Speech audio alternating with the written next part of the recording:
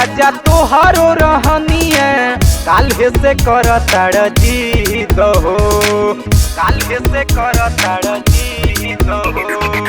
करतनी बेटे राजा भेंट फेर होई, दिलवा में राख तू उम्मीद हो। पानी बेहाल अभी छुआ जनी गाल पिया, बढ़े दर्द लगातार कि मिले आइब दोसरा हो दिन। आज मन नइखे हमार मिले आइब दोसरा हो दिन। आज मन नइखे हमार मिले आइब दोसरा हो दिन।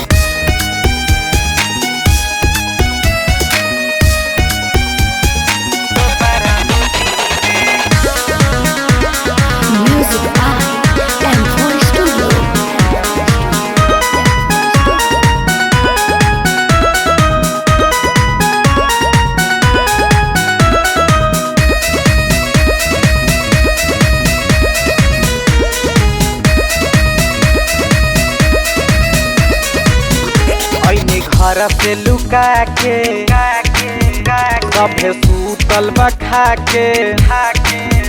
यदि भाई हमर जानी ताकि छोलनी धिका के,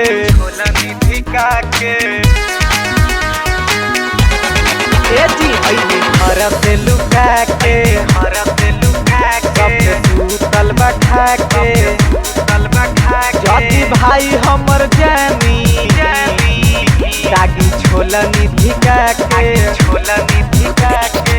मान तू बात हमर छोड़ा अब हाथ, अब खींच नया चरा हमार कि मिले आइब दोसरा हो दिन। आज मन नइखे हमार मिले आइब दोसरा हो दिन। आज मन नइखे हमार मिले आइब दोसरा हो दिन। और जाए दीना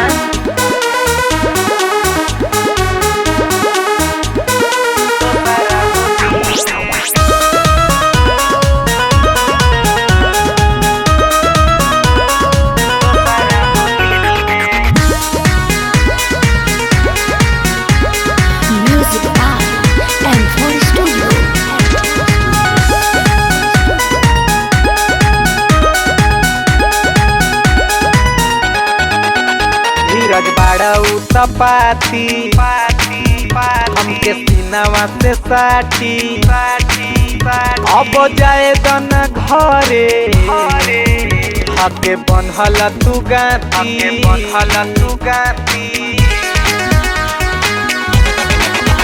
धीरज बड़ा उतपाती हमके सीनावा से साटी। अब जाए दन घरे हके बनहल तू गाती। एहो मनोज पिया माजली हर रोज, आज जुड़ी न लभवाला तार कि मिले आइब दोसरा हो दिन। आज मन नइखे हमार मिले आइब दोसरा हो दिन। आज मन नइखे हमार मिले आइब दोसरा हो दिन।